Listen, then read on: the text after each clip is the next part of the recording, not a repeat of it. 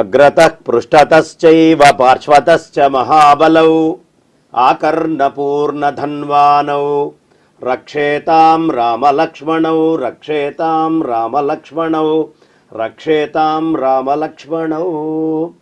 మనము అయోధ్య గురించి చెప్పుకుంటున్నాము అంటే అయోధ్యకాండ కంటే ముందు ఉన్నటువంటి శ్రీరాముడిని ఒకసారి తలుచుకోవాలి. తలుచుకొని తర్వాత ఘట్టానికి వెళ్ళటం అనేది సంప్రదాయం. ఇప్పుడు నేను చెప్పినటువంటి శ్లోకము ప్రతి వాళ్ళు ఏ పని చేసినా చెప్పుకోవాల్సిన శ్లోకం. ఏమిటయ్యా ఈ శ్లోక అర్థము? అగ్రతః ఎదురుగుండా, పృష్ఠతః వెనకాల, పార్శ్వతశ్చ కుడి పక్క ఎడం పక్క పైన కింద అన్ని చోట్ల, మహాబలవు చాలా బలవంతులైనటువంటి వాళ్ళు ఎవరు? సామాన్యులైనటువంటి వాళ్ళు కాదు, రామలక్ష్మణులు.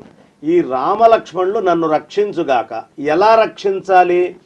ఆకర్ణపూర్ణ ధన్వానం. విశ్వామిత్రుడి యాగంలోకి వెళ్ళి ఆ యాగాన్ని మొత్తము నాశనము చేయాలి అని మారీచ సుబాహువులు తలబెట్టినప్పుడు వాళ్ళ నుంచి, రాక్షసుల నుంచి ఈ యాగాన్ని కాపాడడానికి విశ్వామిత్రుల వారు ఆయన వెంట వస్తున్నటువంటి ఆ సీతారాములకి, ఆ రామలక్ష్మణులకి అనేకమైనటువంటి శస్త్రాస్త్రాలు, బల అతిబల అనేటటువంటి విద్యలు చాలా బోధించి ఆయన తీసుకొని వెళ్ళిన తర్వాత ఆ యజ్ఞశాల దగ్గర బాణాన్ని ధనస్సుకి సంధించి చెవు దాకా లాగి పట్టుకున్నాడు.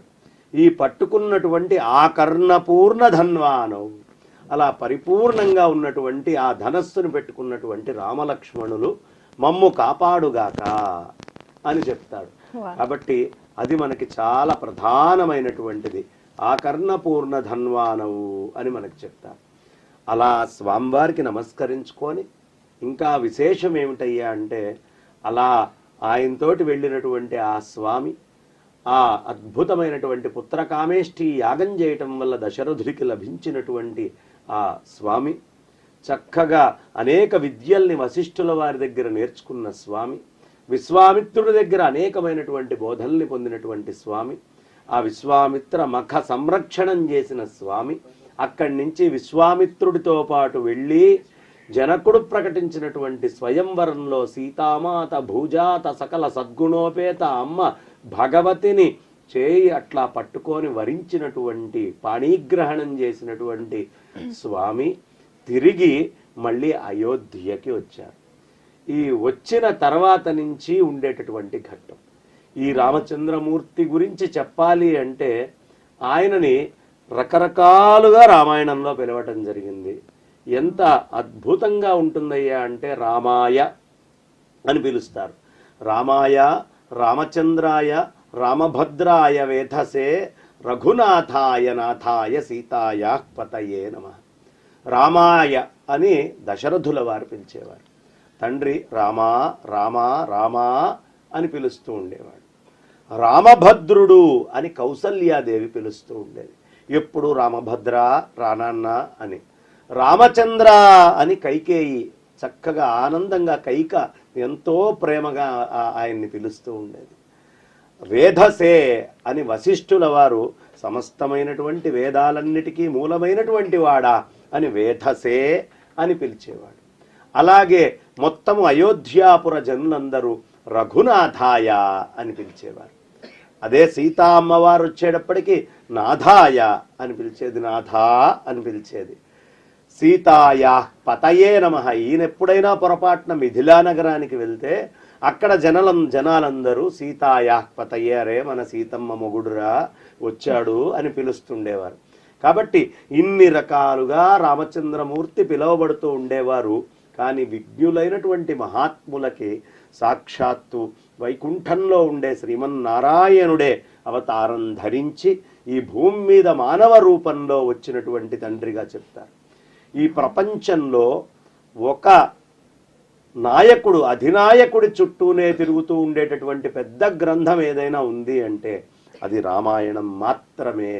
రాముడి చుట్టూ రామాయణం తిరిగినంతగా ఇంకా వేరే ఏ ఇతరమైనటువంటి కథానాయకుడి గురించి కూడా తిరిగేటటువంటి కావ్యం లేదు. భారతం తీసుకుంటే అందులో అన్ని రకాలైనటువంటి వాళ్ళ చుట్టూ తిరుగుతూ ఉంటుంది.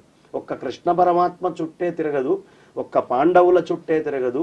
కాబట్టి అందరి చుట్టూ తిరుగుతూ ఉండేది భారతం. అయితే రామాయణంలో ప్రతి సందర్భంలో ప్రత్యక్షంగా పరోక్షంగా రాముడే ప్రధానమైనటువంటి వాడిగా మొత్తం రామాయణం అంతా కూడా విరచించబడి ఉంటుంది.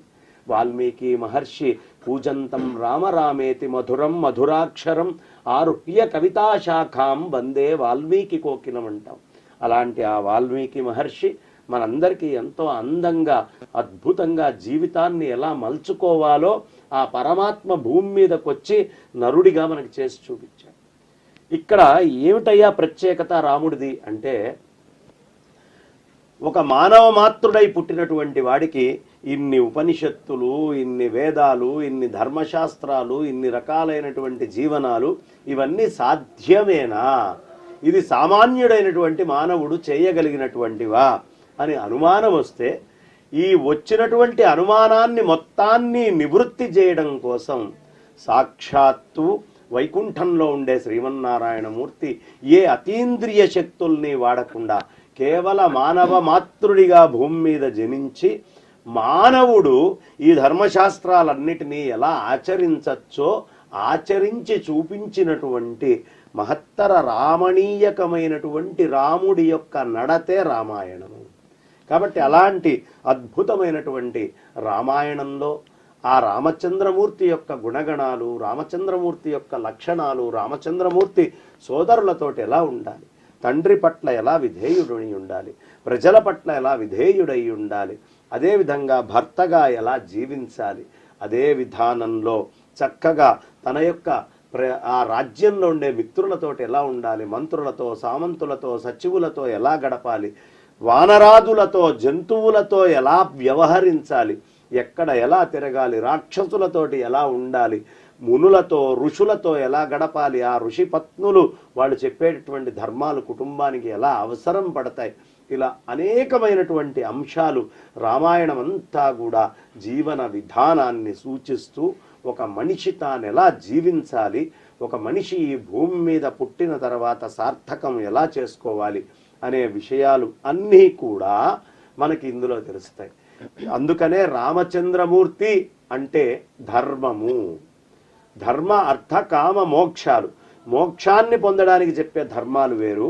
ఇది ప్రధానంగా ధర్మము. మనిషిగా పుట్టినటువంటి వాడు తాను ఏకపత్ని వ్రతుడై ఎలా ఉండాలి, ఒక మాట మాట్లాడితే దానికి ఎలా కట్టుబడి ఉండాలి, ఒక అస్త్రాన్నో శస్త్రాన్నో తీస్తే దాన్ని ఎలా అనుసంధానం చేసి వినియోగించాలి, ఇలాంటి మహత్తరమైనటువంటి లక్షణాలన్నీ కూడా రామతత్వం నుంచి తెలుసుకోవాలి. అందుకనే రామో విగ్రహవాన్ ధర్మ అని చెప్తారు.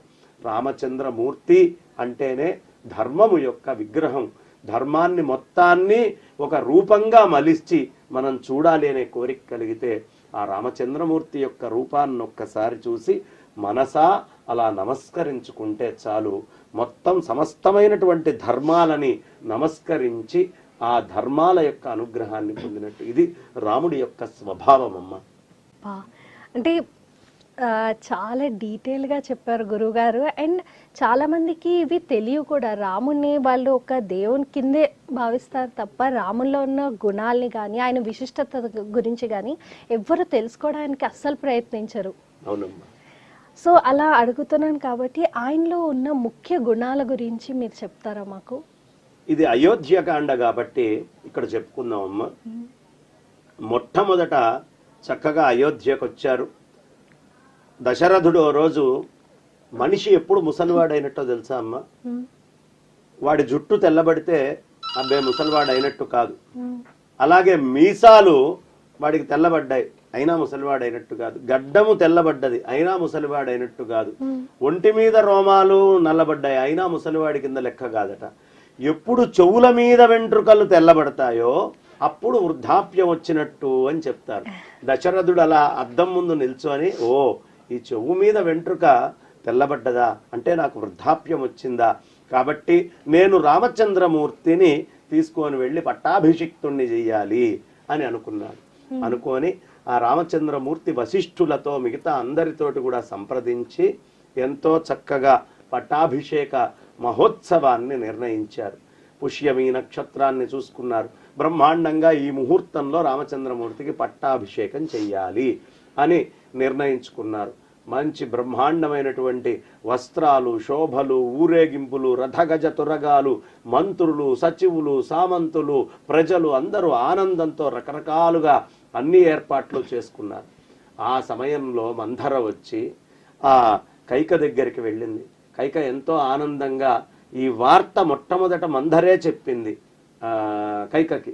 చెప్పేటప్పటికి మెళ్ళ ఉన్న నగదీసి, అబ్బా ఎంత మంచి మాట, తీయటి మాట చెప్పావే, నాకు రాముడికి భరతుడికి తేడా లేదు, ఇదిగో రాముడి పట్టాభిషేకం అంటే ఈ బహుమతి ఉంచుకో అని ఇచ్చింది. ఇచ్చేటప్పటికి మన చుట్టూ కూడా మంచి పని చేస్తూ ఉన్నప్పుడు దాన్ని చెడుగా మార్చడానికి చాలా మంది వస్తారు. మంచిని మంచిగా ఎప్పుడు చెయ్యనివ్వరు. మంచి ఎలా మన చుట్టూ ఉంటుందో చెడు కూడా అలాగే తిరుగుతుంటుంది. అదే మంథర యొక్క లక్షణం. వచ్చి బాగుంది, నాకు బహుమతులు ఇస్తున్నావా అని ఇసిరి గిరాటు కొట్టింది ఇచ్చినటువంటి నగని. కొట్టి, నువ్వేమనుకుంటున్నావు, నువ్వు దశరథుడికి బాగా సన్నిహితంగా ఉన్నావు. ఇప్పుడు రేపు పొద్దున కౌసల్య రాజమాత అయిన తర్వాత ఆ కక్ష నీ మీద తీర్చుకోదా కొడుకు యొక్క వ్యామోహంతో? 12 సంవత్సరాల నుంచి భరతుడు బయటికి వెళ్ళి ఉంటే ఆ భరత శత్రుఘ్నుల్ని ఇప్పటిదాకా ఆహ్వానం చేయలేదు అంటే వాళ్ళని చూడలేదు, ప్రేమ కూడా అంత లేదు ఈ దశరథుడికి. భవిష్యత్తులో ఎప్పుడైనా ప్రథమ పుత్రుడి యొక్క కొడుకుల్ని మళ్ళీ రాజ్యానికి తీసుకెళ్లి పెడతారు కానీ నువ్వు అనుకుంటున్నట్టు 100 ఏళ్ల తర్వాత మళ్ళీ భరతుడికి రాజ్యం ఇస్తారు అనుకునేదంతా కూడా ఉత్త భ్రమ. కాబట్టి ఇలాంటి ఆలోచనలు నువ్వేమీ చెయ్యకు, నువ్వు భరతుడికి అన్యాయం చేసినటువంటి దానివి అవుతున్నావు అని చెప్పి రకరకాలైనటువంటి ఉపదేశాలు మంథర వెళ్ళి కైక చెవులో చెప్పడం మొదలుపెట్టింది. ఇవన్నీ ఆలోచించి స్వతహాగా ఉండేటటువంటి లక్షణం అంటే తాను రాముడి యొక్క అనుగ్రహం వల్ల మంచిగా మారినటువంటి ఆమె మంథర ఉపదేశంతో ఒక్కసారి మళ్ళీ తన లోపల ఉండే అసూయ అనేటటువంటి దాన్ని బయటికి తీసుకొచ్చింది. వచ్చి ఇక ఎలా అయినా సరే ఏమిటి దీనికి మార్గము, మళ్ళీ నా భరతుణ్ణి నేను అక్కడ కూర్చోబెట్టాలంటే ఏం చెయ్యాలి అని అడిగింది. అడిగేటప్పటికీ నీకు ఆ దేవాసుర యుద్ధంలో నువ్వు దశరథుడితో పాటు వెళ్ళావు కదా, ఆ వెళ్ళినప్పుడు నిన్ను పరిపూర్ణంగా అక్కడ అనుగ్రహించటం జరిగింది. 2 వరాలు ఇస్తాను అన్నాడు గెలిచిన తర్వాత దశరథుడు. ఆ 2 వరాల్ని ఇప్పుడు అడుగు. ఏమిటి అంటే, 1 భరతుడికి పట్టాభిషేకము, 2 రామచంద్రమూర్తికి వనవాసము 14 సంవత్సరాలు. ఇది ఒక్కటి కోరుకో అన్నాడు. ఓ పక్కన ఈయన చాలా ఆనందంగా ఆ మంత్రులతో, వశిష్ఠుల వారితో అందరితోటి ఏర్పాట్లు చేసి రకరకాలుగా మాట్లాడి మొత్తము భద్రగజాలను తెప్పించి ఆ అనేకమైనటువంటి నదీ సాగర జలాలన్నిటినీ కూడా తెప్పించి అభిషేకానికి బంగారపు సింహాసనాదులన్నీ కూడా సిద్ధం చేసి మొత్తం ఏర్పాట్లన్నీ దేదీప్యమానంగా చేసి దశరథుడు కూర్చున్నాడు. చెప్పేశారు రామచంద్రమూర్తికి, రామా నువ్వే కాబోయేటటువంటివి, నీకు పట్టాభిషేకం అవుతోంది అని. ఇక్కడ ఉంటుందమ్మా రాముడి యొక్క గుణాలను అడిగావు కదా, ఈ ఒక్క మాట చాలా ప్రధానం. పట్ట మహాభిషేక బహుభాగ్యము చేకొనమన్న ఎప్పుడున్, పట్టము వీడినట్టడవి పాలవమన్నప్పుడున్, ఒక్కటే పట్టున లేత చిరునవ్వు చేపట్టి దిట్టతనాన మా రాఘవుడు ఎలాంటి వాడయ్యా అంటే, వెంటనే దశరథుడి కోరిక ఆ వనవాసము 2 నెరవేర్చుకుంది కైక. నెరవేర్చుకొని ఇక పట్టం లేదు ఏం లేదు, నువ్వు అడవికి పోవడమే కట్టుబట్టలతో అని చెబితే, రాముడి గొప్పతనం ఏంటి తెలుసా అమ్మ? పట్ట మహాభిషేక బహుభాగ్యము చేకొనమన్న ఎప్పుడు, రేపు నీకు రాజ్యం ఇస్తున్నాను రామ అన్నప్పుడు నవ్వు నవ్వాడట. రాజ్యం లేదు, గీజ్యం లేదు, పట్టము వీడి నట్టడవి పాలు, నువ్వు ఇంకా అడవుల్లోకి వెళ్ళి బతకాల్సిందే కందమూలాలు తిని అని చెప్పినప్పుడు కూడా ఒక్కటే నవ్వుతోటున్నాడు రాముడు. చిరుమందహాసమే. ఎగ్జామ్లో మార్కులు బాగా వచ్చినాయనో లేకపోతే పోయినాయనో, పక్కన వాడు తిట్టాడనో పొగిడాడనో, మనం అనుకున్న కోట్లు వచ్చినాయనో, మనం అనుకున్నటువంటి కోట్లు మనకి దొరకలేదనో, ఈ వృధా అయినటువంటి లౌకిక విషయాలను చూసి కుంగిపోయి మనుషులు అనవసరంగా ఆత్మహత్యలు కూడా చేసుకుంటూ ఉంటారు. రాముడి యొక్క ఈ చిన్న క్యారెక్టర్ చాలు. పట్ట మహాభిషేక బహుభాగ్యము చేకొనమన్న ఎప్పుడు, పట్టము వీడినట్టడవి పాలవమన్నప్పుడు, ఒక్కటే పట్టున లేత చిరునవ్వు చేపట్టే ఎట్లాంటి వాడమ్మా రాముడు. అంత అద్భుతమైనటువంటి నగుమోముతో ఉండేవాడు రాముడు. అది నేర్చుకోవాలి రాముడి దగ్గర నుంచి. నిజంగా రాముడు ఏమిటి, ఒక్కసారి నేను కాదు అని ఒక మాట అంటే ఆ తర్వాత భరతుడు మిగతా అయినటువంటి వాళ్ళు అందరూ వచ్చి మళ్ళీ నువ్వు వచ్చి పట్టం మీద కూర్చోవాలి అంటే రాముడు వదిలేసిన పదార్థాన్ని ఎలా చూస్తాడయ్యా అంటే, చచ్చిపోయినటువంటి వాడు శరీరముతో బయట వృత్తులు ఏమీ పట్టించుకోకుండా ఎలా ఉంటాడో రాముడు నాది కాదు అంటే మళ్ళీ దాని గురించి ఆలోచించను కూడా ఆలోచించడట. ఇది నేర్చుకోవాలి. అంతేగాని నాది కాదు అని చెప్పి దాని వెనకే మనసు పీకుతూ దాని మీదే ఉంటూ అంత అనవసరమైన వృధా పనులు చేస్తూ ఉంటామే. ఇది కాదు రాముడి స్వభావం. ఒక్కసారి ఎవరికైనా ఇచ్చామా మళ్ళీ దాని గురించి ఆలోచించకూడదు, అలా ఉండాలి. ఇలా రాముడి యొక్క లక్షణాలు ఎన్ని చెప్పుకోవాలి. ఒక్కసారి రాజ్యం కాదు అన్న తర్వాత ఆయన అడవుల్లోకి వెళ్ళి రాజుతోటి సంబంధం లేనటువంటి కోతులని భల్లూకాలని తీసుకెళ్లి యుద్ధం చేశాడు. కానీ మానవ మాతృలను ఎవరిని కూడా ఆ రాజ్యంలో నుంచి తీసుకొని వెళ్ళి వాళ్లతోటి యుద్ధం చేయలేదు. నాది కాదు అనుకున్నది నాది కాదు అంతే. అంతేగాని యుద్ధం వచ్చింది, అయ్యా మామగారు జనకుల వారు మీ సైన్యాన్ని నాకు కొంచెం పంపించండి, అరే తమ్ముడా అయోధ్యం నుంచి సైన్యాన్ని పంపించు, నాకు రావణాసురుడితోటి యుద్ధం వచ్చిందని వేల పలుకులు పలకలేదు. చాలా అద్భుతమైన ధీమంతుడిలాగా నిల్చున్నాడు. ఒక మిత్రుడికి ఎవరికైనా ప్రమాణం చేస్తే నేను నీ వెంట ఉన్నాను అంటే ఆ వాలిని వధించి సుగ్రీవుడికి పట్టం గట్టి సుగ్రీవుడికి ఏమేం కావాలో అవన్నీ ఇచ్చాడు. అంటే మిత్రధర్మములో ఎలా ఉండాలి అనేటటువంటి విషయాన్ని సీతా అమ్మవారిని తనకంటే భిన్నంగా చూడలేదు. నేను సీత ఒకటే. ప్రజలలో ఏదైనా అభిప్రాయం వచ్చినప్పుడు ప్రజల కంటే మేము ఇరువురం ఎక్కువ కాదు. నా భార్య కష్టపడ్డా నేను కష్టపడ్డా, భార్య లేకపోతే ఎక్కువ కష్టపడేది మగవాడేనండి. అందరూ ఏదో అనుకుంటారు, భార్య పక్కన లేకపోతే వాడికి అంత అలవాటైనటువంటి ఆ భార్య అవసరానికి అన్ని అందిస్తూ ఉండేటటువంటి మహాపతివ్రత అయినటువంటి భార్య, ఏదో అట్లా ఇట్లా ఉండే భార్య కాదు. ఆ రామచంద్రమూర్తికి ప్రాతకాలంలో నిద్ర లేచిన దగ్గర నుంచి రాత్రి పడుకుండేటటువంటి సమయంలో పాద సంవాహనం చేసేదాకా అన్ని సేవలు చేసేటటువంటి ఒక భార్యని వదిలిపెట్టడం అనేది అది సామాన్యమైన విషయం కాదు. ధర్మం కోసము నా అనే స్వార్థం లేకుండా నీ సొంత వస్తువునైనా పక్కన పెట్టాలి అనేటటువంటి ధర్మం ఉందే ప్రజల కోసం. ఆ రాజధర్మాల్లో ఆ ధర్మాన్ని ఆచరించినటువంటి వాడు రామచంద్రమూర్తి. ఎలాంటి రామచంద్రమూర్తి అండి! ఆ రావణాసురుణ్ణి కొట్టాలి అంటే సరస సామదాన భేద దండ చతుర. మొట్టమొదట సామము, దానము, భేదము, దండము అని 4 చెప్పారు.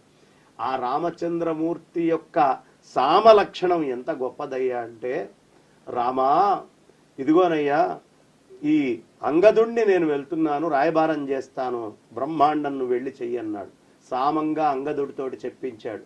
రావణ నీకు అనర్థదాయకము, రాముడితోటి పెట్టుకోకు, సీతను అప్పగిచ్చు అంటే వెళ్ళి కొట్టలేదు, బలముంది కదా అని. ముందు సక్రమంగా రాక్షసుడికైనా చెప్పాలి, చెప్పాడు, వినలేదు. అప్పుడు విభీషణుణ్ణి తీసుకొచ్చాడు. విభీషణుడికి పట్టం కట్టాడు. అంటే నీ రాజ్యంలోంచే ఒకడిని తెచ్చానురా, నీ రాజ పదవినే తీసి ఇదిగో ఇక్కడ ఇంకోడిని రాజుని చేశాను అనే మాట. భేదము చూసావా, నీలో భేదం సృష్టిస్తాడు రాముడు అని గొప్పతనాన్ని చూపించాడు. అప్పటికీ ఎలగలేదు. ఒకవేళ చుట్టుపక్కల వాళ్ళు అడిగారు లక్ష్మణ, మిగతా వాళ్ళందరూ కూడా ఆంజనేయాదులు, ఒకవేళ రావణాసుడికే బుద్ధి వచ్చి సీతా అమ్మవారిని అప్పచెప్తే విభీషణుణ్ణి నువ్వు రాజుని చేసావు కదా, అప్పుడు రావణాసురుడి పరిస్థితి ఏంటి అంటే, అప్పుడు రావణాసురుడికి ఏలుకోవడానికి నా లంకనిస్తాను, నా అయోధ్యనిస్తాను అన్నాడు. అంటే దానము చేయడానికి సిద్ధంగా ఉన్నాడు.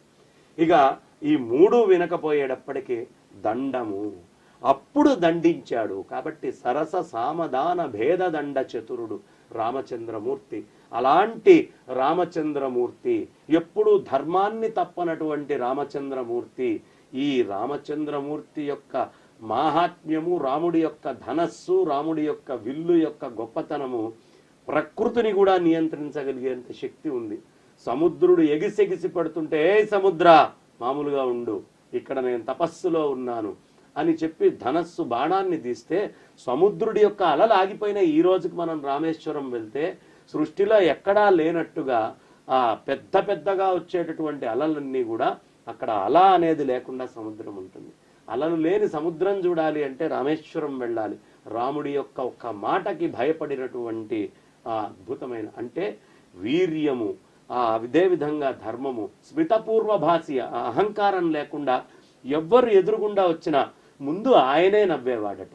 ఆయన నవ్వి పలకరించేవాడు. కాబట్టి ఇలాంటి ఎన్నో ధర్మాలు రామచంద్రమూర్తి యొక్క జీవనం నుంచి మనం నేర్చుకోవాల్సిన ఉన్నాయి. గుణాలు చెప్పు అని అడిగితే అమ్మా, ఈ ఉన్న కొద్ది సమయంలో రామచంద్రమూర్తి యొక్క గుణాలు చెప్పడం ఎలాంటిది అంటే సూది బెజ్జంలోంచి ఒంటెని బయటికి లాగినట్టు అన్ని గుణాలు ఉన్నాయి. సమస్త సుగుణాభిరాముడు రామచంద్రమూర్తి, మర్యాదా పురుషోత్తముడు. మర్యాదలో గాని గౌరవంలో గాని ఆయనని మించినటువంటి వాడు లేడు. అంత మర్యాదా పురుషోత్తముడైనటువంటి రామచంద్రమూర్తి యొక్క వైభవాన్ని చెప్తున్నాం. తాను సాక్షాత్తు పరమాత్మ స్వరూపమే అయ్యుండి కూడా ఋషుల దగ్గరికి వెళ్ళి వాళ్ళ కాళ్ళు గడిగి వాళ్ళ ధర్మాల గురించి వాళ్ళతోటి చక్కగా మాట్లాడుతూ సంభాషించి విషయాలను తెలుసుకునేవాడు రామచంద్రమూర్తి. ఇలా గురువుల పట్ల ఎట్లా ఉండాలి, శిష్యుడైన వాడు ఎట్లా ఉండాలి, ఎన్నో విషయాలు, ఆపత్తులు వచ్చినప్పుడు వీరుడు ఎలా నిల్చోవాలి, ఇవన్నీ కూడా చెప్పాడు ఆయన. అవును గురుగారు. అంటే మనం తెలుసుకునే కొద్దీ ఇంకా ఇంకా ఏదో ఒక గుణం కనిపిస్తూనే ఉంటుంది. కానీ మన కాలర్ వచ్చారు, ఫస్ట్ వాళ్ళతో మాట్లాడదాం. హలో. హలో, నమస్కారం అండి. నమస్తే అండి, మీ పేరు? ఆ పేరు మంచి దుర్గారావు అండి, విజయవాడ నుంచి మాట్లాడుతున్నానండి. ఓకే. అయ్యా గురువు గారికి నమస్కారం అండి, పాదాలకి. నమస్కారం అండి. అయ్యా ఇప్పుడు 25 నిమిషాలు మీరు రాముడి గురించి వర్ణించి ఏకదాటిగా వర్ణించితే నా ఒళ్ళు పులకరించిందండి. అది రాముడి గొప్పతనం. రామనామం పలకటం పూర్వచరిత సుకృతి అండి. సత్యం. భరతుడు రాముల వారి దగ్గరికి వెళ్ళి, అన్నయ్య నాన్నగారు లేదు కదా, నాన్నకిచ్చిన మాట ఇప్పుడు చెల్లించక్కర్లేదు కదా అని అంటే, రాముల వారు తండ్రి లేడు కాబట్టి ఆ ధర్మాన్ని నిర్వర్తించాల్సిన బాధ్యత నా మీద ఉంది అని చెప్పిన మాట ప్రతి ఒక్క మనిషి గుర్తించుకుంటే లోకం ఇలా ఉండదండి. సత్యం. మనకి ఎంతో గొప్పదైన శ్రీరామచంద్రుల వారు అగస్త్య మహాముని ద్వారా ఆదిత్య హృదయం అందించారండి లోకానికి. ఆ ఆదిత్య హృదయం సకల పాపాలు పోతాయండి, పాపాత్ముడికైనా. ఆ రామనామం ఎంత గొప్పదంటే మీరు 15 నిమిషాలు 20 నిమిషాలు ఏకదాటిగా చూడకుండా చెప్తే నా ఒళ్ళు పులకరించిపోయిందండి. నేను ఆ పూర్వజన్మ సుకృతం వల్ల మీతో మాట్లాడగలిగానండి. చాలా అదృష్టవంతుందండి. నేను మానవుడిగా ఉన్నందుకు రామనామం నిత్యం జపిస్తానండి. తెలుసో తెలియకో పెద్దలు చెప్తారండి, రామ రామాయణుచు నిరతమ్ము మదిలోన స్మరణ చేయుమోయి మనసా, రామనామము తక్క అన్యమేదియుగూడ నీ స్వరూపముగాదు మనసా అని ఆ రామనామ వైభవాన్ని చెబుతూ ఒక సందర్భంలో చక్కగా అందరూ వెళ్ళారట. ఆ సముద్రం ఒడ్డు మీద కూర్చున్నటువంటి వాళ్ళు ఇప్పుడు వారధి గట్టాలి వస్తున్నారు. ఈ అందరూ కూడా అక్కడ కూర్చొని ఇటుకల మీద రామ రామ రామ అని ఆ రాయి మీద రాసుకొని ఒక్కొక్క రాయిని లోపల వేస్తున్నారు. రామనామం చెప్తూ వేస్తూ ఉంటే ఆ రాళ్ళన్నీ తేలుతున్నాయి. రామచంద్రమూర్తి వెళ్ళి, ఓహో వీళ్ళందరూ నా నామం చెప్పి ఇందులో వేస్తున్నారు కదా, ఆ రాళ్ళు తేలుతున్నాయి కదా, ఇక నేనే వేస్తే అని చెప్పి ఓ రాయి వేశాడట. అది బుడుంగని మునిగిపోయింది. ఆంజనేయ స్వామి వారు చూస్తూ కూర్చున్నారు. మళ్ళీ ఇంకో రాయి తీసి వేశాడట, ఆ రాయి కూడా మునిగిపోయింది.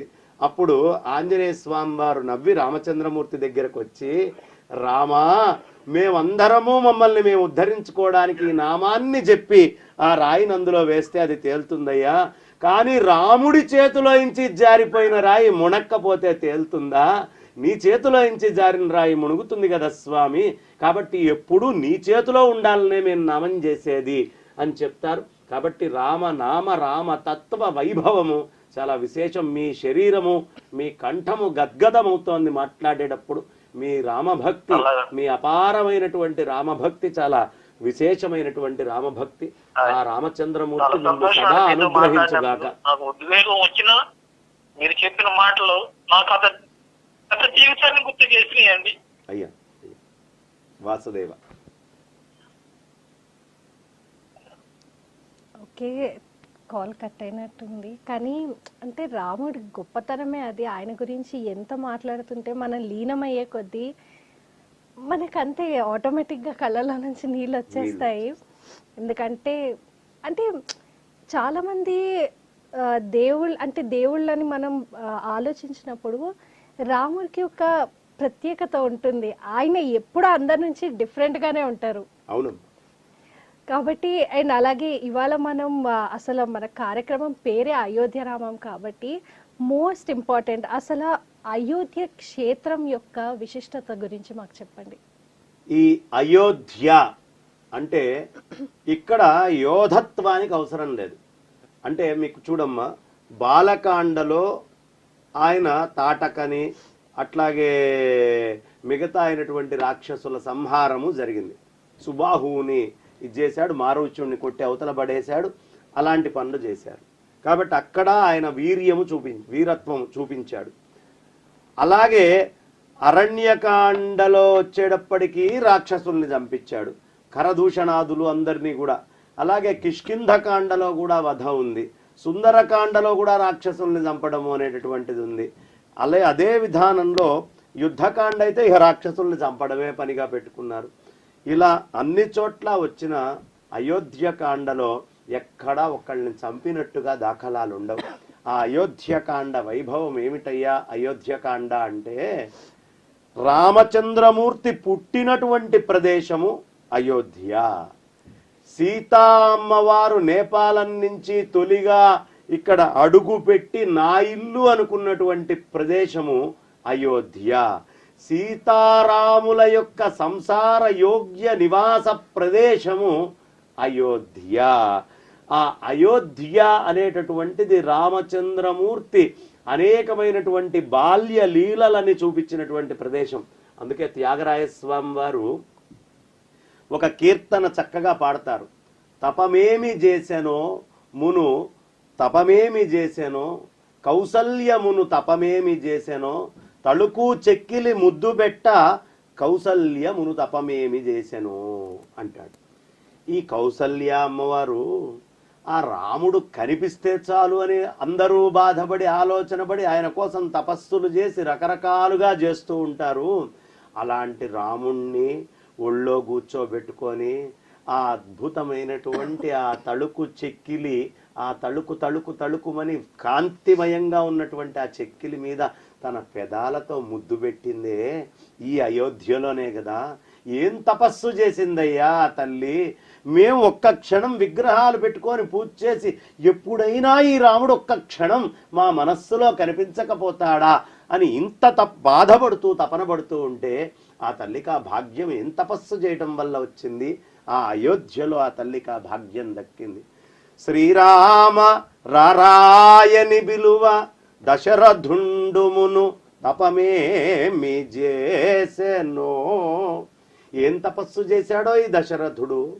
మనమందరము తపస్సులు చేసి జడలు గట్టి 1000 సంవత్సరాల పాటు గడ్డాలు పెంచుకొని మీసాలు పెంచుకొని ఋషులమయ్యుండి అడవుల్లో ఉండి అనేక రకమైనటువంటి శాఖాలని తింటూ, కొన్ని సందర్భాల్లో తిండి లేక ఆకులని తింటూ గాలిని భక్షిస్తూ తపస్సు చేస్తే కూడా కనిపించనటువంటి రామచంద్రమూర్తిని ఒకసారి చూస్తే చాలనుకుండే రామచంద్రమూర్తిని, ఆ పరంధాముణ్ణి, ఆ పరాత్పరుణ్ణి, ఆ పరమాత్ముణ్ణి శ్రీరామ రారాయని బిలువ, ఈయన రారా అని శాసిస్తే వెళ్ళి కూర్చుంటున్నాడే ఈ దశరథుడు. ఏం తపస్సు చేశాడయ్యా. ఇలాంటి తపస్సు ఏం చెయ్యడం వల్ల అయోధ్యలో ఈయనకి భాగ్యం కలుగుతోంది అని అందరూ అంటే రామచంద్రమూర్తి అయోధ్యలో పట్టుబడతాడు, పిలిస్తే వస్తాడు. అయోధ్యలో ఉన్నటువంటి రామచంద్రమూర్తికి తళుకు చెక్కిలి మీద ముద్దు పెట్టచ్చు. ఆ అయోధ్యలో ఉన్నటువంటి రామచంద్రమూర్తి నాకు కూడా రావాలి, వశిష్ఠుడికేనా? వశిష్ఠుడికి బ్రహ్మత్వం ఎట్లా సిద్ధించిందో, బ్రహ్మర్షి పదవి ఎట్లా సిద్ధించిందో నాకు కూడా సిద్ధించింది బ్రహ్మర్షి పదవి. కానీ వశిష్ఠుడి దగ్గర రాముడున్నాడు, నా దగ్గరకి ఇంకా రాముడు రాలేదు అని రాముడికి నేను కూడా గురువు కావాలి అని ఆ మౌని ఆ రాముణ్ణి తీసుకెళ్తూ కౌసల్య సుప్రజారామ పూర్వా సంధ్యా ప్రవర్తతే ఉత్తిష్ట నరశార్ధూల కర్తవ్యం దైవమాన్హికం అని ఆ రామచంద్రమూర్తిని అలా లేపాడే. ఆ విశ్వామిత్రుడు ఎక్కడి నుంచి వచ్చిందండి అతనికి ఆ భాగ్యము? ఈ అయోధ్యకి వెళ్లే కదా విశ్వామిత్రుడు రాముణ్ణి పట్టుకుంది, వశిష్ఠుడు రాముణ్ణి పట్టుకుంది, దశరథుడు రాముణ్ణి పట్టుకుంది, భరత లక్ష్మణులు శత్రుఘ్నుడు వీళ్ళు రాముణ్ణి పట్టుకుంది, కైకేయ కౌసల్య వీళ్ళందరూ కూడా, సుమిత్ర వీళ్ళందరూ రాముణ్ణి పట్టుకుంది ఎక్కడయ్యా అంటే తొలిగా రాముణ్ణి పట్టుకుంది ఇక్కడే. నిర్గుణ నిరాకార సచ్చిదానంద ఘన చిదానంద పరబ్రహ్మ వస్తువు వైకుంఠ నారాయణుడిగా, వైకుంఠ నారాయణుడే శ్రీరాముడిగా ఈ అనంతమైనటువంటి భూమండలంలో ఏమ్మా ఎన్ని బ్రహ్మాండాలున్నాయి? అనంతకోటి బ్రహ్మాండ నాయక అని పిలుస్తాం కదా స్వామిని. అనంతకోటి బ్రహ్మాండాలలో ఉన్నటువంటి అంతటా వ్యాప్తి చెందినటువంటి ఆ శ్రీమన్నారాయణుడు ఈ అనంతకోటి బ్రహ్మాండాలలో ఈ హిరణ్యగర్భ అండాన్ని ఎంచుకొని ఈ హిరణ్యగర్భ అండములో కూడా ఈ భరత ఖండాన్ని ఎంచుకొని ఈ భరత ఖండంలో కూడా ఆ అద్భుతమైనటువంటి అయోధ్య క్షేత్రాన్ని ఎంచుకొని ఆ అయోధ్యలో కూడా కౌసల్య అమ్మవారి యొక్క ఉదరాన్ని ఎంచుకొని ఆ ఉదరంలో ఒక మూల కూర్చొని మనందరినీ అనుగ్రహించడానికి మానవ మాతృడిగా సర్వవ్యాపకమైనటువంటి ఆ పరమాత్మ ఆ మాతృగర్భంలోంచి బయటికి వచ్చాడు. అందుకనే చెప్తారు త్యాగరాయ స్వామి వారు, కదలేవాడు కాడే రాముడు, కథలెన్నో గలవాడే రాముడు, తుది మొదలే లేనివాడే, తుది మొదలంతా తానైనాడే. అయ్యో ఎలాంటి వాడయ్యా, కదిలేవాడే కాదు, ఎక్కడ కదులుతాడు? ఇందుగలడందు లేడని సందేహం వలదు, చక్రి సర్వోపగతుండని చెప్పలేదా? అంతటా నిండి ఉన్న రాముడు కదలటానికి కొత్త స్థలం ఉందా అండి? ఎక్కడా లేదు. సర్వవ్యాపకమైన పరమాత్ముడైన రాముడు కదిలేవాడు కాడే, కానీ కథలెన్నో గలవాడే. ఎన్ని కథలున్నాయి? సీతని వరించాడట, రావణాసురుణ్ణి చంపాడట, పితృవాక్ పరిపాలన చేశాడట, గురువుల దగ్గర భక్తితోటి నడుచుకున్నాడట, సోదరుల పట్ల ప్రేమతోటున్నాడట, మిత్రధర్మం పట్ల మిత్రుడిగా ఉన్నాడట, దాస్య ధర్మములో దాసుల్ని ఎలా చూడాలో చాలా బాగా తెలిసినటువంటి వాడట. కాబట్టి ఇలాంటి అనేకమైనటువంటి ఆ లక్షణాలతో ఆ అంతటా నిండిన రాముడు ధర్మాల్ని చూపించడానికి ఆ విశ్వవ్యాప్తమైన రాముడు ఒక్క చిన్న గర్భాన్ని ఎంచుకొని అక్కడి నుంచి మొట్టమొదట బయటికి వచ్చింది అయోధ్య. అంటే అయోధ్య ఆ పరబ్రహ్మకి పుట్టుక స్థానమైంది కదా. ఆ పరబ్రహ్మ పుట్టుక స్థానము కాబట్టి అయోధ్య అంత మహత్తరమైంది. ఎందుకు ప్రతి హిందువు ఈ అయోధ్య అయోధ్య అయోధ్య అని ఆ అయోధ్య వైపు చూస్తున్నాడు అంటే సర్వవ్యాపకమైన పరబ్రహ్మం ఆయనకి గుడక్కర్లా, ఆయన అంతటా ఉన్నాడు. కానీ అంతటా ఉన్న స్వామిని మనం చూడలేం కాబట్టి సూర్యుడి కిరణాలు అంతటా ఉన్న ఒక భూతద్దం పెడితే అక్కడి నుంచి వచ్చి దహించి కాగితాన్ని కాలుస్తుంది కదా, ఒక వస్త్రం ఉంటే వస్త్రాన్ని కాలుస్తుంది కదా. అలా సర్వవ్యాపకమైన పరమాత్మ ఆయన అంతటా నిండి బ్రహ్మానందంలో ఉన్నాడు. కానీ సామాన్యులమైన మనం చూడలేం కాబట్టి ఆ పుట్టినటువంటి ప్రదేశమైన అయోధ్యని లెక్కగా తీసుకొని ఆ అయోధ్యలో రామమందిరం కట్టుకొని ఆ అయోధ్యలో ఆ స్వామివారిని ఆనందంగా మనమందరము కూడా అర్చించుకుండేటటువంటి మహత్తర భాగ్యాన్ని పొందుతున్నాం. కాబట్టి అయోధ్య అంటే చాలా అద్భుతముగా రామచంద్రమూర్తి ఒకవేళ ధర్మానికి మూర్తి అయితే ఆ ధర్మము రామరాజ్యము పేరు మీద, అంటే ఒక దీపం పెడితే అన్ని వైపులా ఎలా వెలుగు వస్తుందో అలా రామచంద్రమూర్తి కూర్చున్నటువంటి సింహాసనం మీద నుంచి అన్ని దిక్కులా ధర్మాన్ని నడిపినటువంటి ప్రదేశం కాబట్టి అయోధ్య చాలా గొప్పది. ఆ రామచంద్రమూర్తి 10,000 సంవత్సరాలకి పైన అక్కడ ఉండి రాజ్యాన్ని ఏలాడు. 11,000 సంవత్సరాల కాలం పాటు ఉన్నటువంటి ఆ రామచంద్రమూర్తి ఎక్కువ కాలము అక్కడ నుంచే ధర్మాన్ని వ్యాప్తి చేశాడు. కాబట్టి అలాంటి ధర్మ వ్యాప్తి చేసినటువంటి రామచంద్రమూర్తి పుట్టినటువంటి రాజ్యమేలినటువంటి వివాహం చేసుకొని వచ్చినటువంటి ప్రదేశం కాబట్టి అయోధ్య అంత మహత్తరమైంది. ఇంకా గొప్పదేమిటి అయోధ్య అంటే రామచంద్రమూర్తి అవతార సమాప్తి సమయంలో నేను ఈ సరయు నదిలోకి వెళ్ళిపోతున్నాను, ఇందులోంచి వైకుంఠానికి వెళ్తాను అంటే అక్కడ ఉండే అయోధ్య ప్రజ అంతా కూడా ఆయన వెనకాల వెళ్ళి వైకుంఠానికి వెళ్ళినటువంటి ప్రదేశం. అంటే వైకుంఠానికి దారి సరయూ నది, వైకుంఠానికి దారి అయోధ్య. వైకుంఠం చేరాలనుకుండేవాడు అయోధ్యకి చేరి రాముడు చెప్పినటువంటి మార్గములో, రాముడి నడతలో, రాముడి వెనక ఎవడు నడుస్తాడో వాడు వైకుంఠానికి వెళ్ళి తీర్తాడు అని రుజువు చేసినటువంటి ప్రదేశము అయోధ్య. కాబట్టి అలాంటి అయోధ్య గురించి చెప్పుకోవాలంటేనే మనకి ఎంత సమయం ఇచ్చినా ఎంత కాలం ఉన్నా సరిపోదు, అంతటి మహత్తరమైంది ఆ అయోధ్య నగరము. నిజంగా ఏంటి అంటే చాలా మందికి రాముని యొక్క కథ గురించి మాత్రమే తెలుసుకుంటారు తప్ప అయోధ్యని ఎవ్వరూ ఎక్కువ పట్టించుకోరు చాలా మటుకు. కాబట్టి మీరు ఇలా అయోధ్య గురించి చెప్పేసరికి ఇన్ఫాక్ట్ నాకే చాలా విషయాలు తెలియనివి చాలా కొత్తగా కూడా అనిపించాయి. దానికి ముందుగా మీకు థ్యాంక్ యూ, ధన్యవాదాలు. అండ్ అలాగే మనకి మోస్ట్ ఇంపార్టెంట్ ఏంటంటే ఇప్పుడు రాముని కథకి అలాగే శృంగేరికి ఉన్న సంబంధం చాలా ఇంపార్టెంట్ అంటారు కదా, మరి ఎందుకు అంత ఇంపార్టెన్స్ ఇస్తారు దానికి? ఈ ఉత్తర దక్షిణాలు రెండిటిని విభజించాలి అనేటటువంటి కుట్రలో అనేక మంది పనిచేస్తున్నారు. ఇటు ద్రవిడులు అటు ఆర్యులు అని లేని కట్టుకథలు, పనికి మాలినటువంటి కట్టుకథలన్నీ కూడా కల్పించి ఈ చాలా అద్భుతమైన ఉజ్వలమైనటువంటి ఈ దేశాన్ని రెండు ముక్కలుగా చేయడానికి కుట్ర చేస్తున్నారు. ఆ కుట్ర భగ్నం కావాలి అంటే ఈ యొక్క కథ మనకి తెలిస్తే చాలు. దశరథుడు ఎంతో కాలమైంది, సంతానం లేరు, చాలా బాధపడుతూ ఉన్నాడు. అప్పుడు వశిష్ఠుల వారిని అడిగారు. వశిష్ఠుల వారు చెప్పారు, ఇప్పుడు గనక నువ్వు పుత్రకామేష్టి యాగాన్ని చేస్తే ఈ యాగాన్ని అనుష్ఠించడం వల్ల ఖచ్చితముగా నువ్వు అవసరమైనటువంటి నీ కోరికైనటువంటి ఆ అద్భుతమైన సంతానాన్ని పొందుతావు అని చెప్పారు. చెప్పేటప్పటికి సరే చేద్దామండి అన్నారు. కాదు కాదు, ఏదో వశిష్ఠుడు చేయటమో, వామదేవుడు చేయటమో, ఇంకొక ఇక్కడ ఉండేటటువంటి మిగతా బ్రాహ్మణోత్తములు చేయటమో లెక్క కాదయ్యా, విశ్వామిత్రుల వారు వచ్చి చేయటమో లెక్క కాదు. రామచంద్రమూర్తి రావాలి అంటే ఈ కథ మొత్తము ఎక్కడికి చేరాలి అంటే శృంగేరికి చేరాలి. ఎలా చేరాలి అంటే ఋష్యశృంగుల వారు తపస్సు చేసినటువంటి ప్రదేశం అది. విభాండక మహర్షి ఋష్యశృంగుణ్ణి చాలా అద్భుతంగా అక్కడ ఇతరమైనటువంటి లౌకిక వాసనలేవీ తెలియకుండా, అతనికి ఆడ మగ ఇవి ఏవి తేడాలు తెలియవు, అలా పుట్టిన దగ్గర నుంచి తపస్సే లక్షణంగా బ్రహ్మచర్యమే జీవితంగా ఉన్నాడు.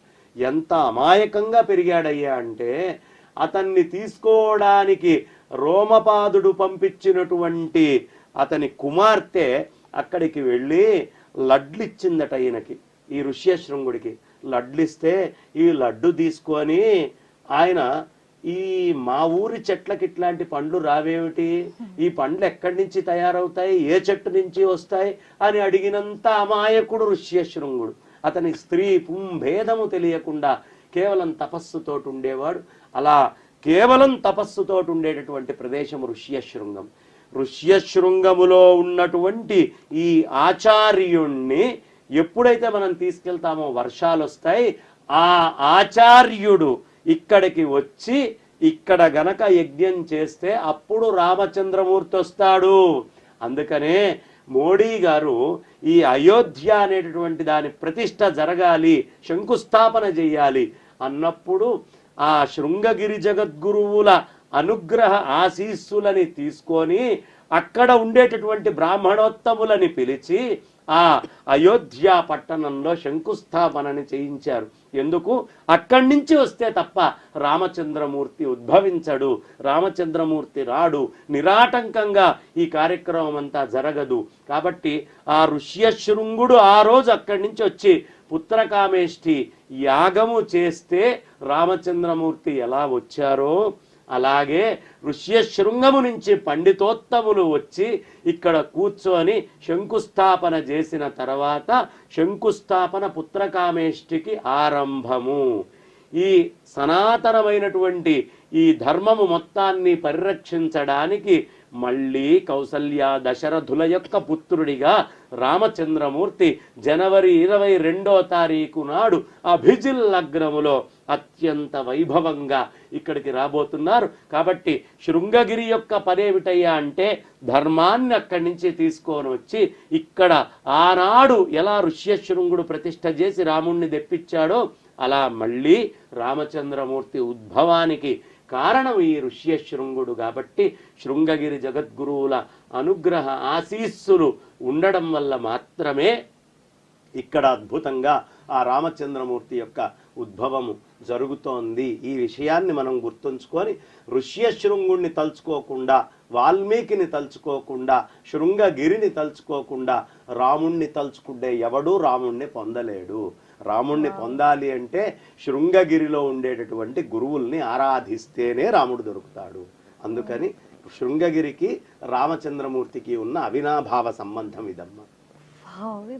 అంటే మెయిన్ ఏంటి అంటే గురువుగారు మీరు చెప్పేది కూడా ఎంత మంచిగా అంటే ఎక్స్ప్లెయిన్ చేస్తున్నారు అంటే నాలాంటి యూత్కి మాకు అసలు తెలీదు రామాయణం గురించి. అంటే సినిమాల్లో చూసాం లేదా చిన్న చిన్న బుక్స్లో చదివాం తప్ప అసలు నిజమైన రామాయణం ఏంటో ఎవ్వరికీ తెలీదు.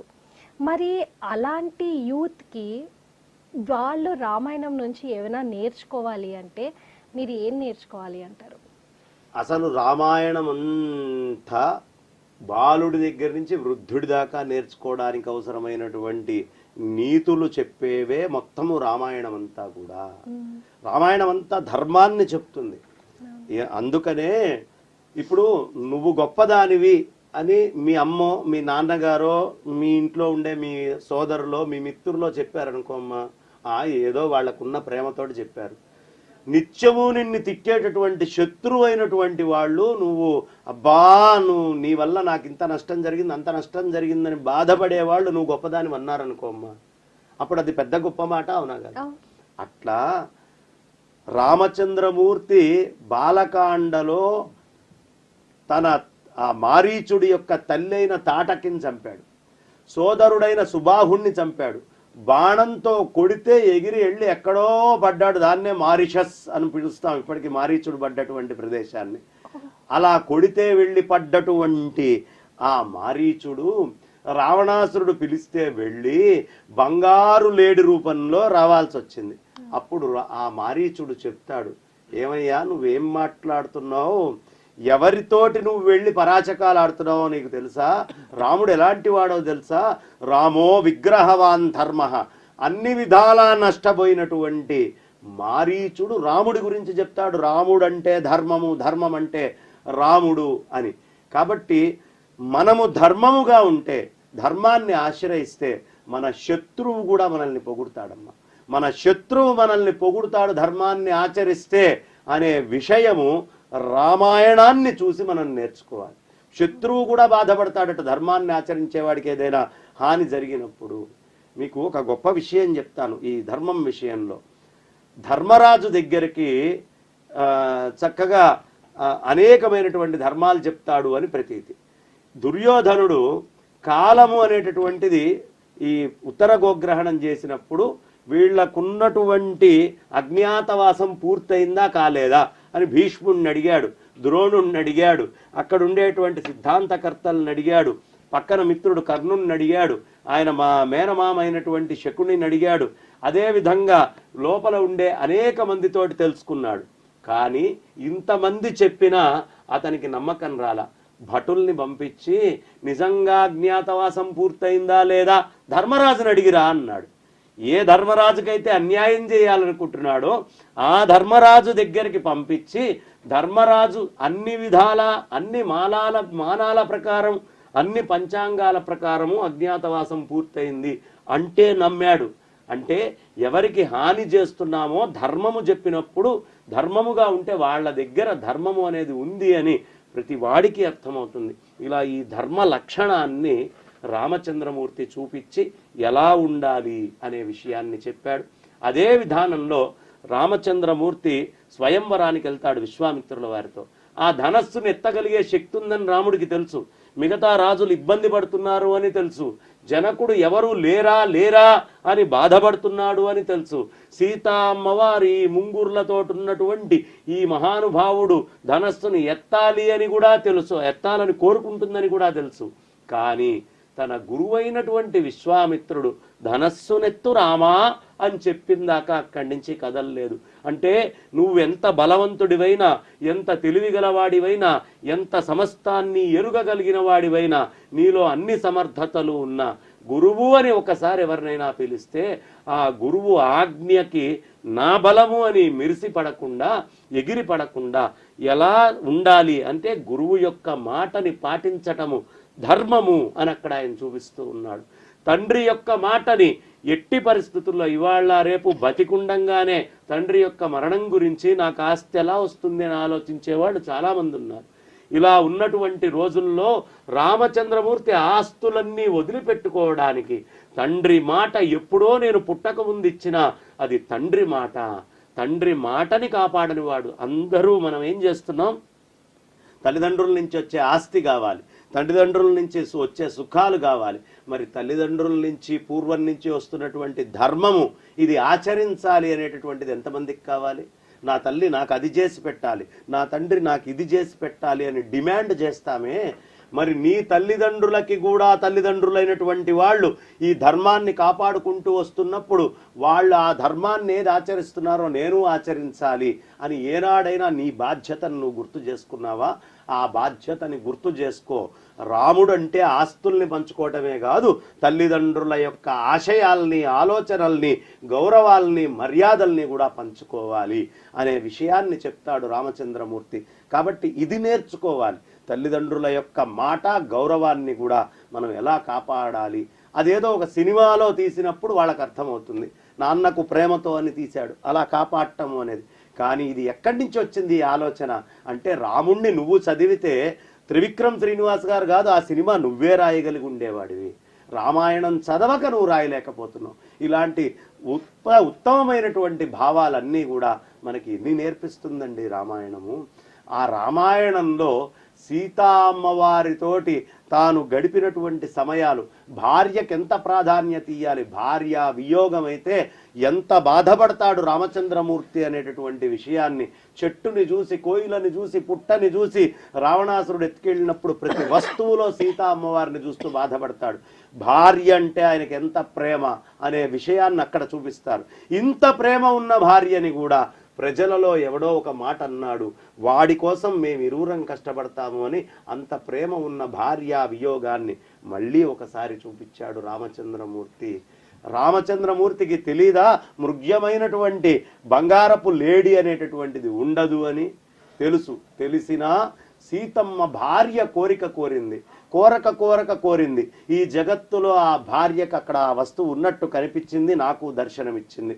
కాబట్టి ఆమె కోరినటువంటిది మిథ్య అయినా, రాక్షసుడైనా, ఏదైనా కానీ దాని నుంచి ఎంత కష్టం ఉన్నా భార్య కోరిక తీర్చాలి.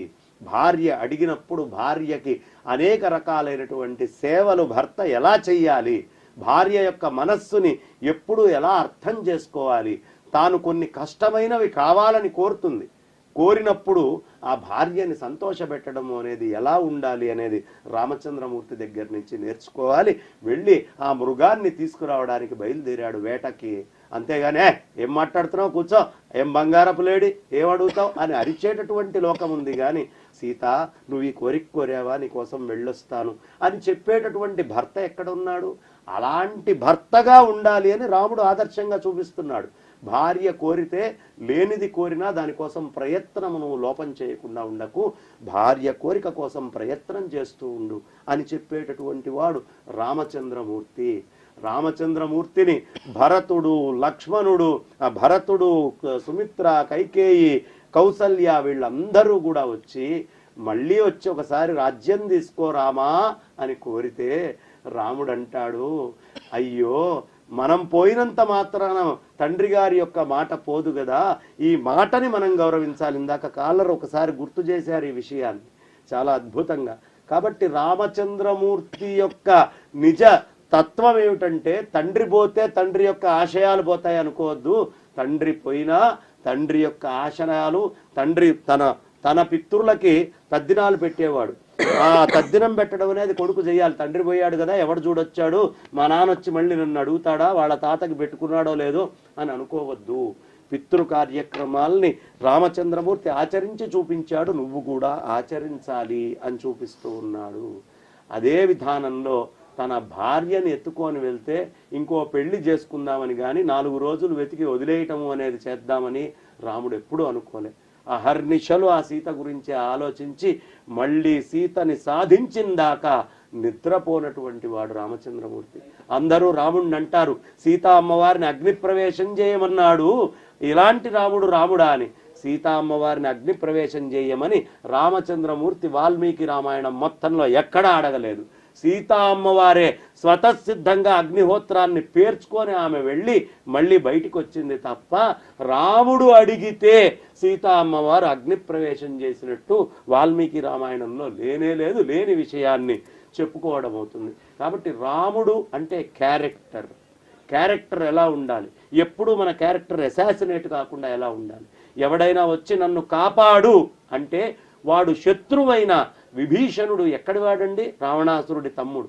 ఆయన వచ్చి కాళ్ళ మీద పడితే శత్రువు వచ్చి మనల్ని అభ్యర్థించినా సరే శత్రువునైనా సంరక్షించాలి నిన్ను ప్రార్థన చేస్తే అనే లక్షణం రామచంద్రమూర్తి దగ్గర నుంచి నేర్చుకోవాలి. అదే ఆంజనేయ స్వామి వారిని పంపించి ఆయన ఇలా ఎన్ని లక్షణాలమ్మా, కావాల్సినన్ని లక్షణాలు రామాయణంలో నుంచి మనం రాముడి దగ్గర నుంచి రాముడు వేసిన ప్రతి అడుగు ఓ లక్షణం నేర్పించేటటువంటిది.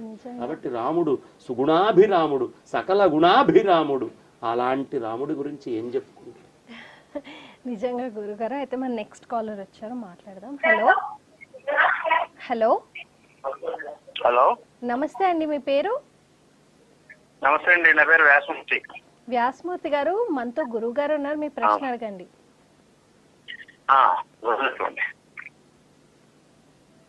మాట్లాడండి. హలో అయ్యా వాసుదేవ, అడగండి. హలో శర్మ గారు, నమస్కారం. నమస్కారం అండి. అద్భుతంగా చెప్తున్నారు మీరు. ఎప్పుడు మీరు చెప్పేటువంటి ప్రవచనాలు అన్ని టీవీల్లో వింటూ ఉంటాను. నాకు పరిచయం, మీతో నేను మాట్లాడాను కూడా. ఓ ధన్యవాదాలు. చాలా సంతోషం అండి, మంచి విషయాలు మాట్లాడుతున్నారు. నేను మన నల్లపెద్ద శ్రీనివాస్ శర్మ గారితో మిమ్మల్ని కలిసాను అల్గాపూర్లో. అద్భుతం అండి, చాలా సంతోషం అండి. చాలా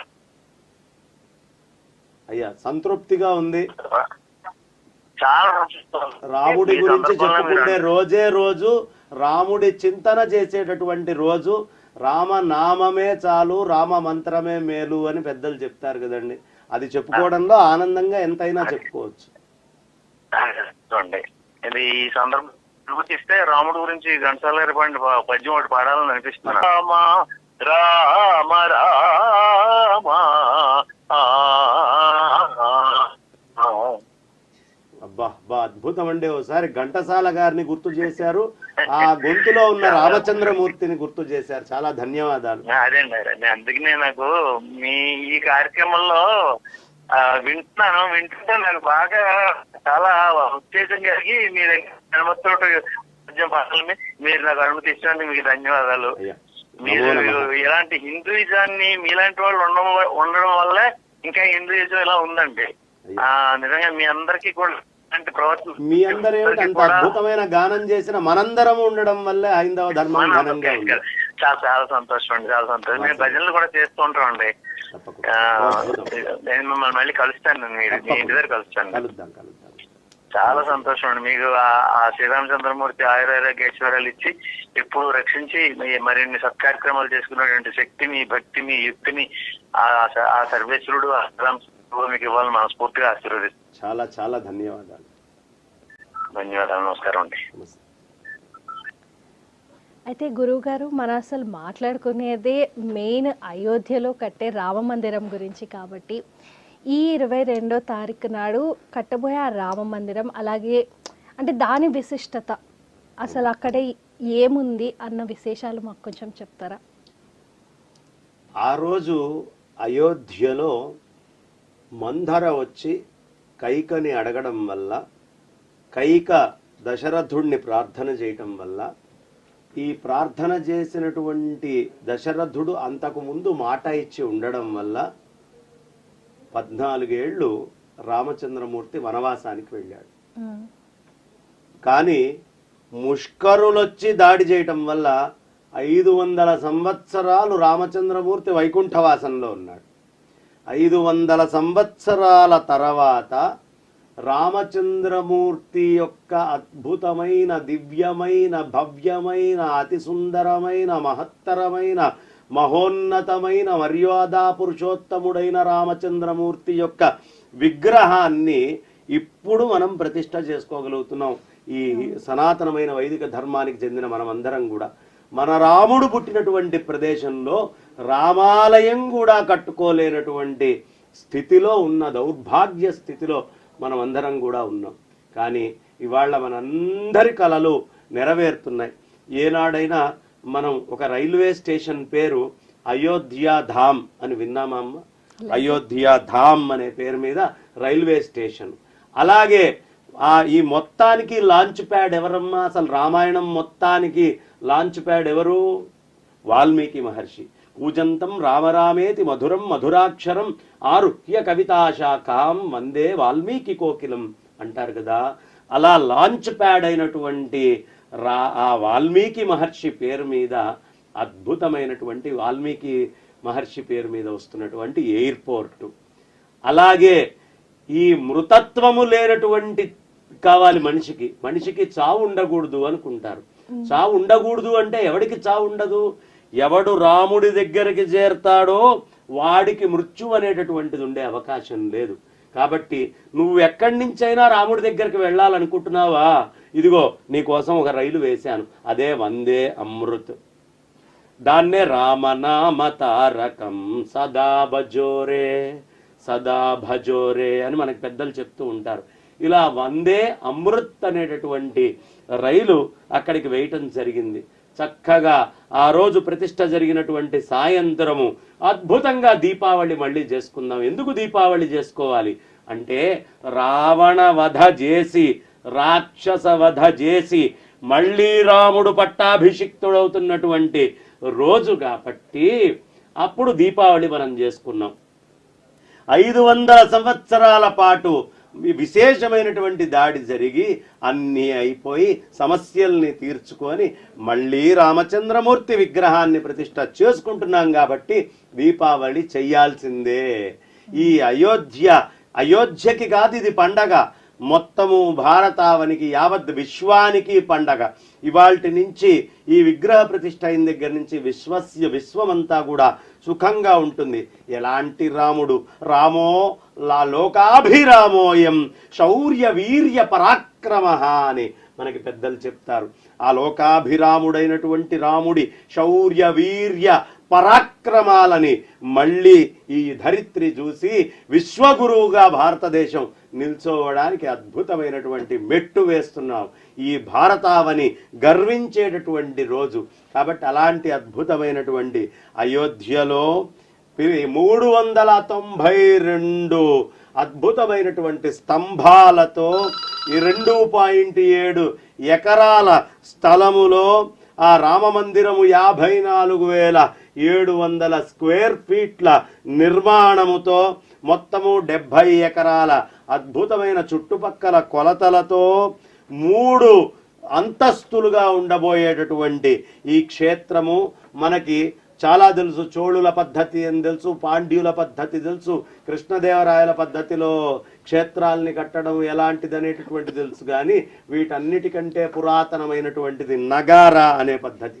ఆ నగారా అనేటటువంటి స్టైల్లో అద్భుతంగా ఈ రామమందిరాన్ని నిర్మిస్తూ 380 అడుగుల విశేషమైనటువంటి ఆ పొడవుతో చాలా అద్భుతంగా ఈ తూర్పు దక్షిణాలు 380 అడుగులు సామాన్యమైనటువంటి విషయం కాదు.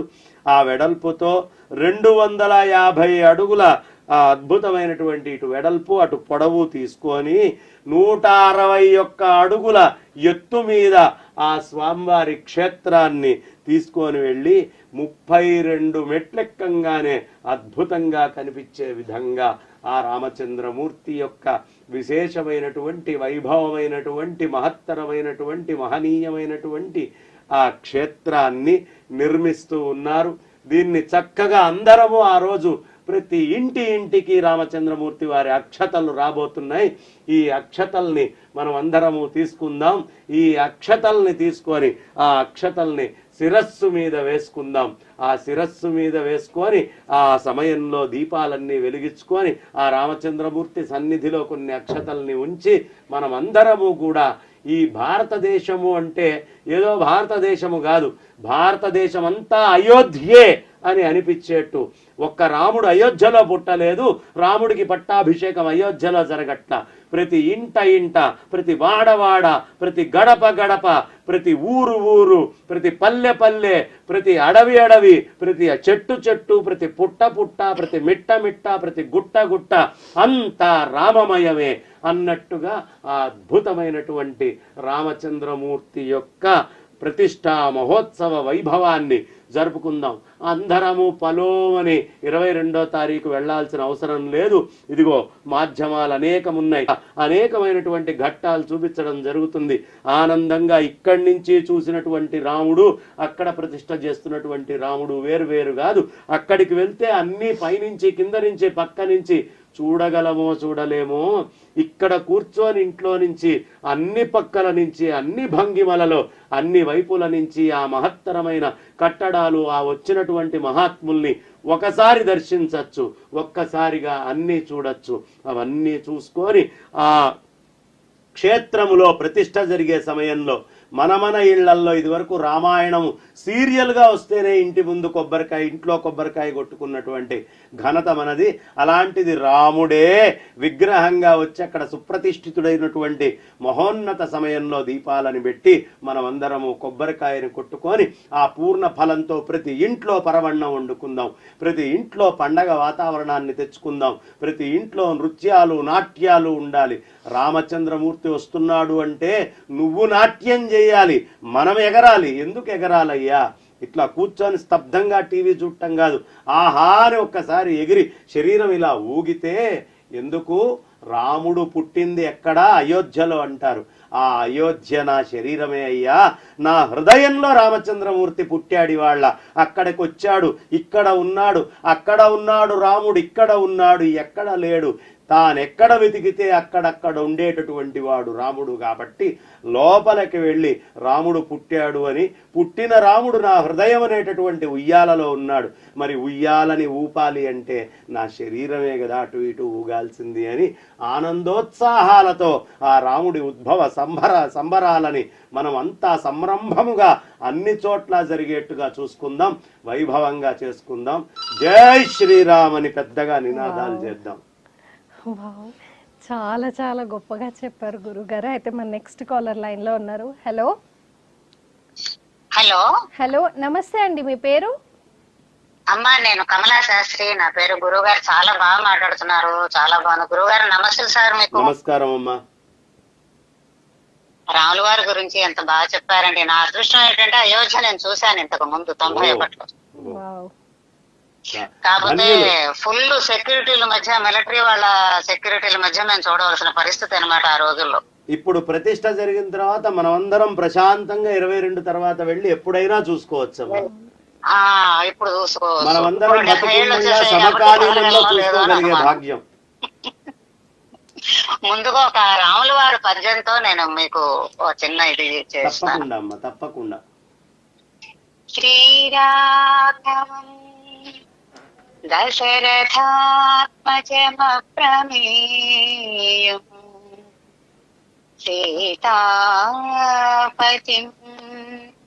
రఘుకులాన్మయరత్నదీపం ఆజానుబాహుం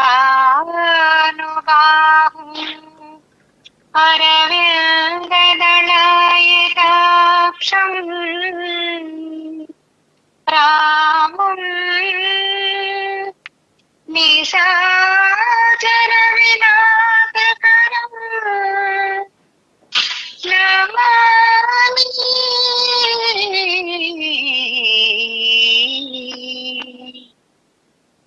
జై రామచంద్రమూర్తికి జై. అమ్మా జై శ్రీరామ్, జై సీతారాం. నమస్తే సార్. నమస్తే సార్. వాసుదేవ, చాలా చక్కగా గాత్రం ఉందమ్మా. ఆ గాత్రంలో ఎప్పుడు ఆ రాముడిని అలాగే ఒడిసి పట్టుకొని ధన్యత పొందారు కాబట్టే పాడగలిగారు. ఎప్పుడు అలాగే ఉండాలని కోరుకుంటూ ధన్యవాదాలమ్మా. ధన్యవాదాలు. ఈ సందర్భంలో మా తాతయ్య గారు రాసినటువంటి రామాయణంలో ఒక పద్యం